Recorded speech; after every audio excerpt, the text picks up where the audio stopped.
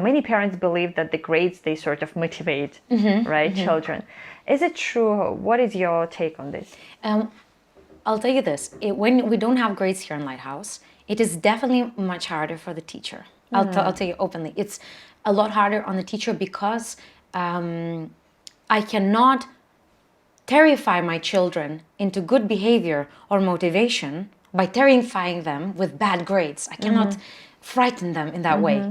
So without the element of fright, that means I need to use other methods and other systems to embrace that motivation.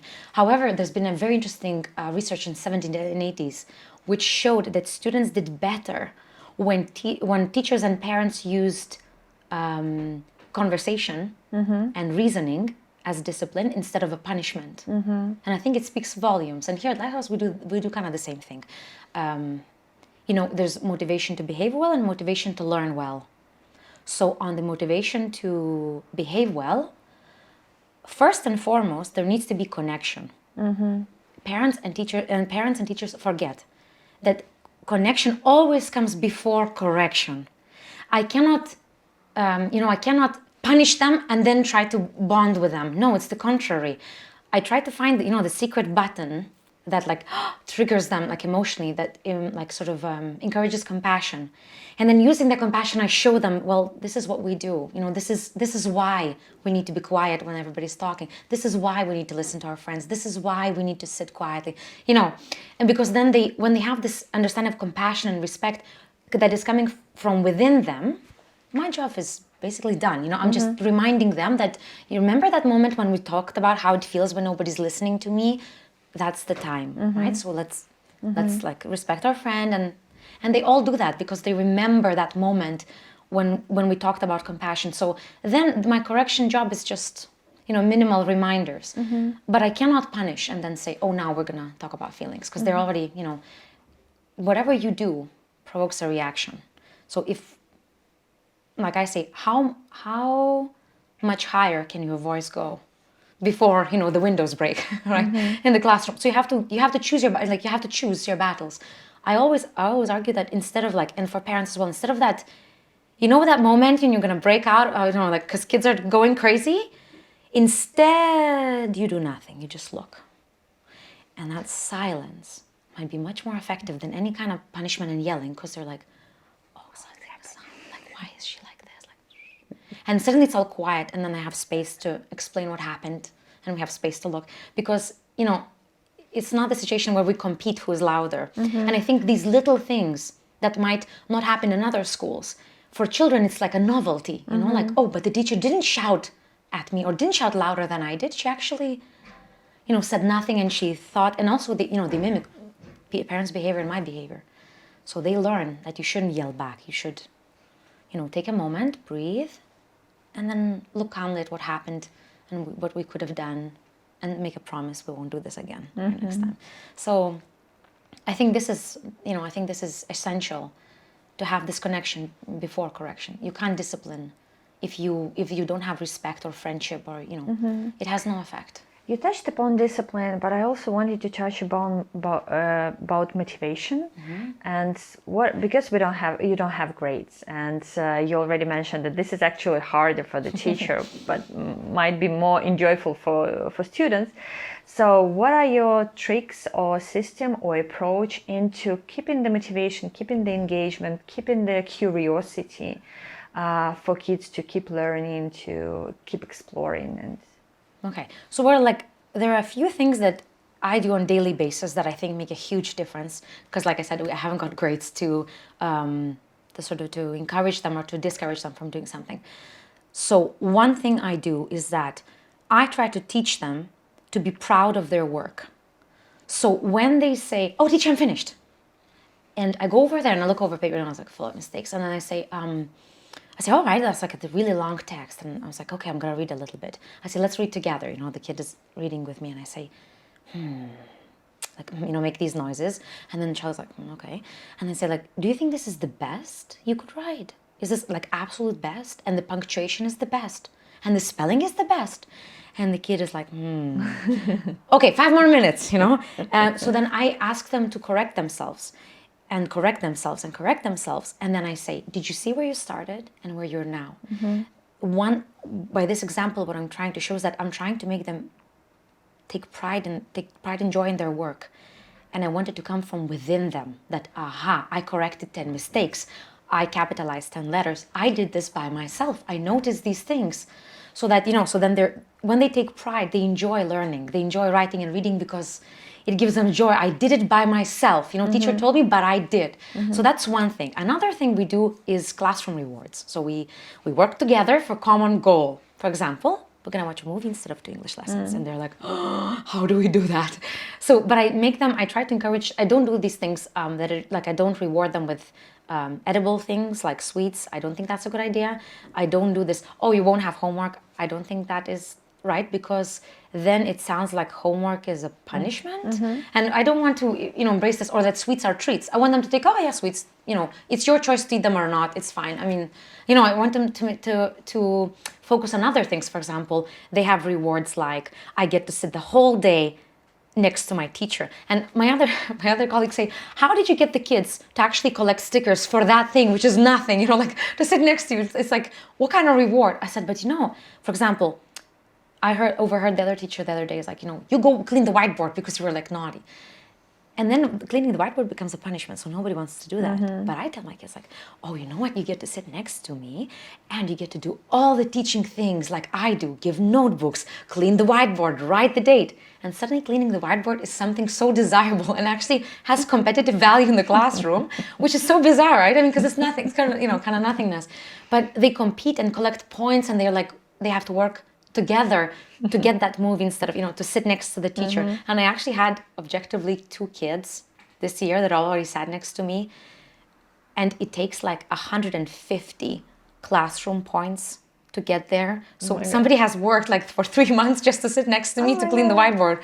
So you are tough. Yeah. But it works. But they know this, they want it, we work together. So this is another way to motivate. I teach them as a class that we work together, So I think it's just this, being proud of your work and work together, and then you're gonna have like something pleasant for everybody. And I also make a rule that if something doesn't go as well, like for example, if I give a first warning about being kind to each other, a second warning, on my third warning, I'm gonna take like 5 or 10 points back, and so everybody's very calm because everybody's afraid to lose all classroom points that they worked so hard to get. So these are like little things, and usually I get motivation through conversation. Usually, like, my values rub off on them. I love story time. I love reading, and my class treasures reading. So it's kind of like I, for example, say, "You've been so good today. I'm gonna give you 30 minutes of quiet reading time," and everybody's like, "Yes," even though it's still like within the academic boundaries where I want to get them, but they're excited to do their job. And I think as a teacher, for me, at those moments, I'm like, my job is done. Like, it's good. It's going really well because they want it. So what is essential for kids to keep their motivation for learning? So what is the actual, why would they learn? What is this? This is a very difficult subject. Because this question falls back onto whose responsibility is to have children's work done, like their homework, or pack their bag, or don't forget their lunch or jackets or whatever. So this kind of motivation to do my job, for some children, it's easy. They don't even question it, just do it, and they just kind of take it for granted. But other kids really struggle with this. Like, they would ask me, why do I need this?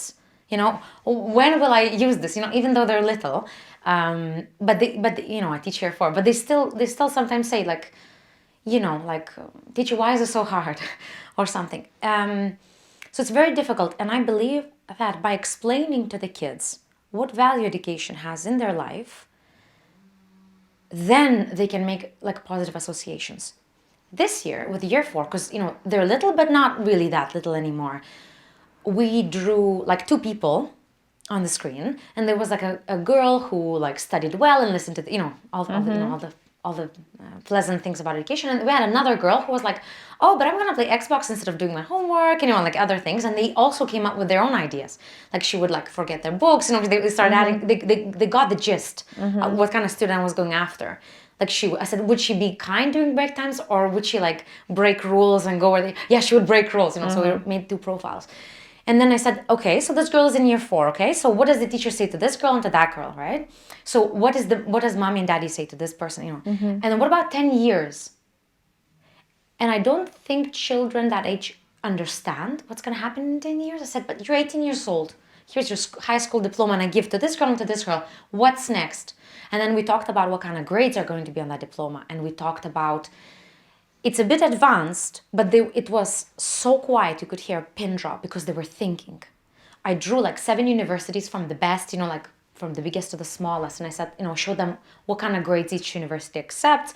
And then, relationship, what kind of job. So both of the girls wanted to be like models and architects and whatever. I said, so they both want the same thing, let's say, for the argument's sake.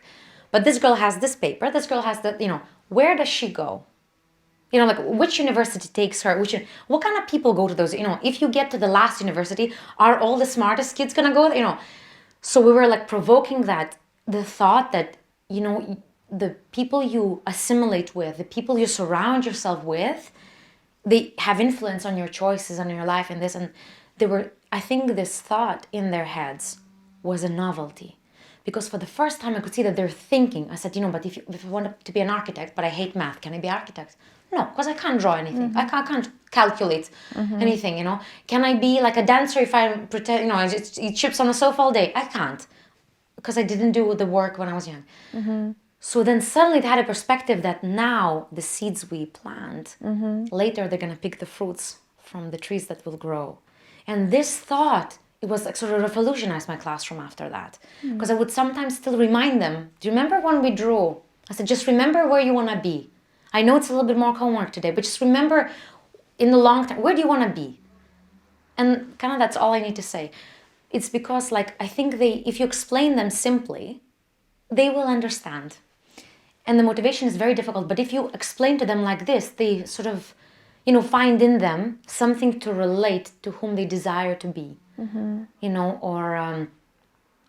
so motivation is very subtle, right? Because I can say, do this work and I'm going to give you a sticker. Let's say that sticker has value in their eyes. But if I don't give a sticker, so they won't do it, So it's very difficult. And I think it's a very tough question to parents, like how do you motivate the kids at home? Yeah, that's my next one. To do their work, right? I mean, how do you? One of the ways is to explain to the child that I go to work and school is the only work you have to do, right? You go to school like I go to work, right? So we're going to get ready. We're going to learn and learn to love your work. And for example, if the day stuff, let's pack the lunch together. No, make it a thing on Sunday. Does your bag maybe need washing? Do you need more pencils? You know what I mean? Make sure that the kid is into his education. It's not one very important thing also that I learned here from these 3 years at Lighthouse. Lighthouse keeps employing people to help teachers, behavior specialists and students affairs specialists. And one of the things that also I learned something this year, this woman came and there was a problematic child, so to say, and she said, we're not going to do any kind of punishment and we're not going to do any kind of response to any bad behavior, which is extremely counterintuitive. Because you're like, why? But she says, we're not going to do that at all. I said, but what are we going to do? We're going to ignore. I'm like, but how? How is this going to work? It's just nothing. But as soon as the child fixes the behavior, just going to say, excellent job, well done, I see you sitting, good job, and just leave it there. It took me, I would go to school, just reminding myself, just don't react, don't say anything. Anytime you see, don't say anything, but when you see, say something good. And we went from laying on the floor, not wanting to get up, is when the students leave in the classroom and say, Papa, but is your desk clean? And the student controls, turns and walks back to his place to correct the work. And it worked. So basically the theory worked. And I said, how? How is this possible? What did we do? And the one very crucial thing she said, the specialist said, this child has only punishment. and negative feedback from the behavior in education. What we did is we removed the punishment and we turned the whole education experience either like, nobody cares about, you laying on the floor, or good job, you're doing your job. Like you're doing your work really well. So suddenly the education became like nobody's interested in my silly behavior, but when I do my job, like teacher rewards me with attention and praise. And that's the first time that this particular student experienced positivity in the years of education, because the child is a bit older also for the grade he's in. But it also struck something in my mind, right? How I organize my learning, how I motivate my students, And I now, from this learning experience, now I reserve to like a minor threat or like, this is gonna have consequences only when the rewards haven't worked. And it's, very few times they don't. But for me, it was also a novelty. How bizarre is this? So, and this kid is doing better and better because his experience now is that, teachers not, it's just teachers just not interested in me then, but is interested when I produce work. And I think that some parents also threaten their kids a lot about homework and even use me as a threat, like, oh, Mrs. Vaiva is gonna do something, Mrs. Vaiva is not gonna do something, but they use threat or like punishments. Like you're gonna lose your friend, you're gonna lose.